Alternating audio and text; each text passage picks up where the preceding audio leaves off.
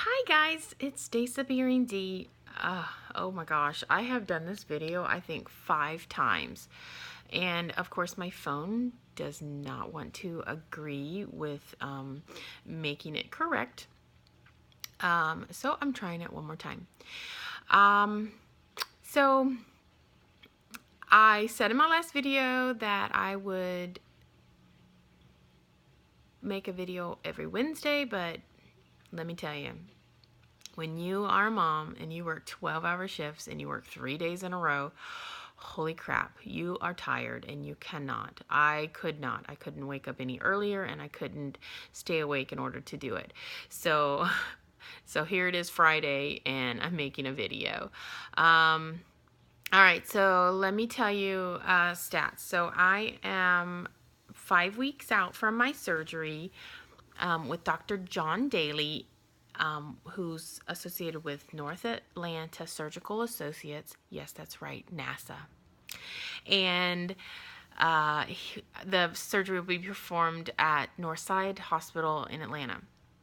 Now, the surgery will happen on July 13th, and as of right now, me personally, I don't even know how much I weigh, but I know I only lost like 0.2 pounds, so it really doesn't even matter this week. I'm still in like the 231.6 range or something like that. I'm like, whatever. So it's very hard to diet when you have, all the surroundings around you. You have your full stomach, you have your full appetite. For me, it's not so much, well, I am a stress eater, but I don't do it often. And then my problem is that, I have to drive by a lot of like food places. And so, not that I stop and get anything from there, but your willpower is only so strong. And the longer that you drive by a place and you see the sign and know that, oh, I can't eat that, and you push that willpower, eventually it'll break and you'll want to eat something that's not good for you. So I have, and I've paid the consequences for it, but I still pretty much try to stick to the diet. I think my measurements are getting smaller. I didn't measure myself, but I think that they're getting smaller because I had an NSV yesterday when I was getting dressed for work. I put on a pair of scrubs that were kind of tight a little bit for me, and usually, and then they weren't. They were kind of loose yesterday, so I was very comfortable in them. So that was a big NSV for me. So speaking of diet,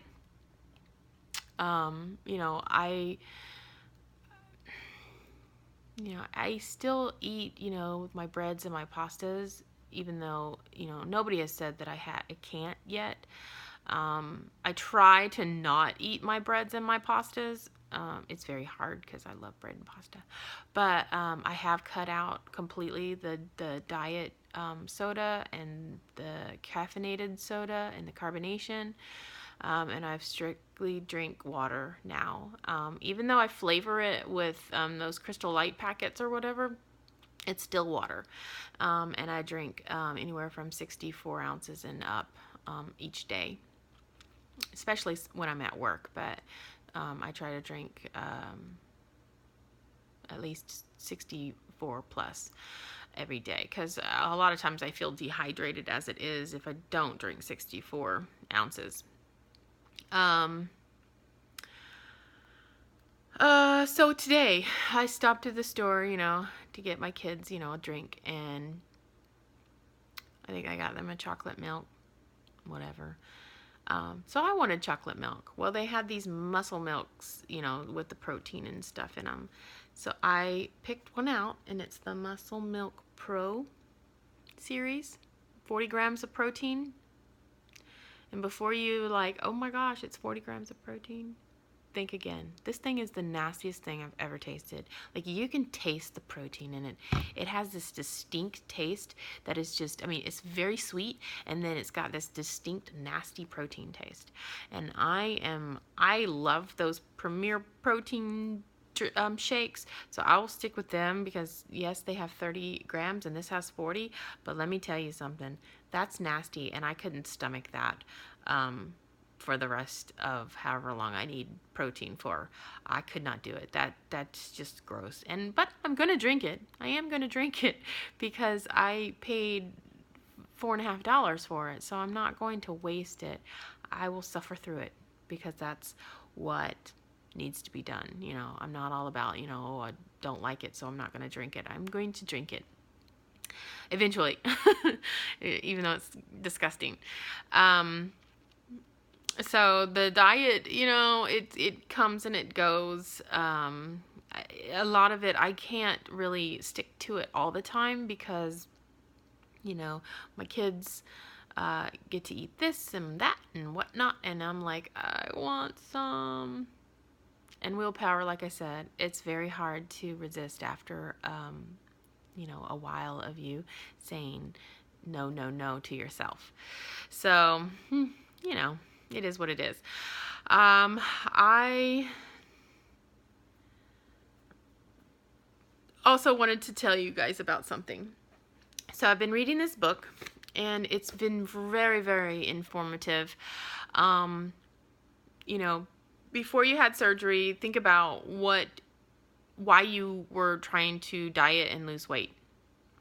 And every time did you fail? And so this book has taught me that the reason why you have failed is because you're setting yourself up to fail. And the reason I say that is because when you're like, oh, I want to lose weight, I want to get skinny, I want to get healthy, you start exercising, and you look at exercising and dieting as something you have to do. You have to exercise. So whatever it is that you're doing, you start hating it. And that's why you only last at most 6 months doing that particular exercise or going to the gym or eating healthy or whatever. At most. You could possibly, stop earlier, but for the most part, it's pretty much 6 months. So this is a book called No Sweat by Dr. Michelle Sager. And basically it's how the simple science of motivation can bring you a lifetime of fitness. And basically what she said so far, I've only read a little bit, but what she has said so far is that if you're setting yourself up for failure, you're going to fail. And if you are doing something, if you're changing your exercise into something that you love to do, when you think about this activity and you love doing it, whether it's, yoga or biking or walking or getting on a treadmill or going to the gym and lifting weights or going swimming or going kayaking or hiking or whatever it is that you're doing and you love it, then you will not fail at exercising. If you look at it as something that you love to do instead of something that you have to do, then you will not fail. And that's a lot of the success stories is that, yes, you have a smaller stomach. Yes, you can't put much in there. Yes, you're following the rules. But it's your choice to do that. Yeah, well, and you have to do it, but the fact is that eventually you will love the fact that you are picking the right things, you're choosing the right foods, you're choosing the right exercise for you, and you're benefiting from all this stuff. So it's a good read. If you decide that you want to read it, that's great. If you don't, no worries. But I just wanted to share that because in this journey, it is about weight loss. This is about weight loss. This is, it's tried and true. I have exercised and I have dieted my entire life. but I've always looked at it as something I've had to do. But that's still not going to deter me from having this surgery, this gastric sleeve. It's not going to deter me. I'm still going to have it in 8 weeks. But the fact of the matter is like reading this book has shown me that over the lifetime that I've been dieting and exercising since I was 18 years old. Actually, well, I wasn't really dieting and exercising after puberty when I hit, put the weight on. But once I went to college, I tried, and it was because I had to do it, and I always failed at it. I always failed at going and exercising and dieting and choosing this and choosing that and whatnot. But I think that's the best information about this book that I can give, because it's basically, it provides a step-by-step program for staying motivated to exercise, and it's very fascinating read. She's very informative, and hopefully I can get to reading the rest of it. I didn't want to keep you guys long. I just wanted to give you an update, give you the brief on that book, this muscle milk stuff, let you know that dieting before surgery sucks. If I don't know, maybe it's just the fact that I'm not like in a regimented program, that surgery is required for me to go through insurance and have a dietitian follow me and make sure that I'm, eating correctly, and I chose to see the dietitian again in June. I don't have to. I chose to do it. That doesn't mean I'm going to lose any weight, because, I have to stay positive. Yes, I might lose some weight, but it's not guaranteed, because I'm not in that program where I have to show progress. So to me, in the back of my mind, subconsciously, I'm like, oh, well, I can eat this because, it really doesn't matter. So as long as I see that, I don't care if other people are like, oh my God, you're not even trying. Well, you know what? I've tried, and it's very frustrating. It's very hard to do it on your own. Yes, my boyfriend supports me and cooks for me and helps me with, the process, and thinks that this is, he's like, oh, you're beautiful just the way you are. Well, to me, I'm not beautiful the way I am, because, I've been this way my entire life, and I don't like what I see. So, I want to change the outside, even though the inside is already fantastic. So hopefully everyone is doing well. You find your answers having Heather. Hopefully you do find your answer, whether you get to use insurance or you have to go to Mexico.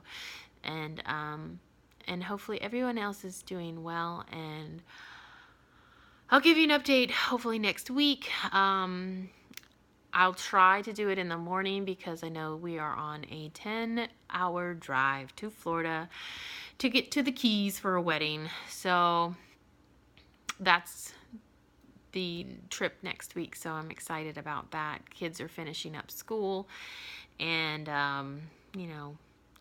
it's just, it's all falling into place. And, and the other big news is that in February of next year, we are going to Europe. And so we've bought our plane tickets, and we're booked our rooms of where we're staying, our apartments. And if you don't, check out bnb.com. It's little apartments that you can rent out, or rooms, whatever you choose. And then we've in a hotel stay, and attraction tickets, all that fun stuff. So I've been having fun planning that stuff out. So I'm excited. So just stay strong, guys, and I'll see you guys next week. Bye.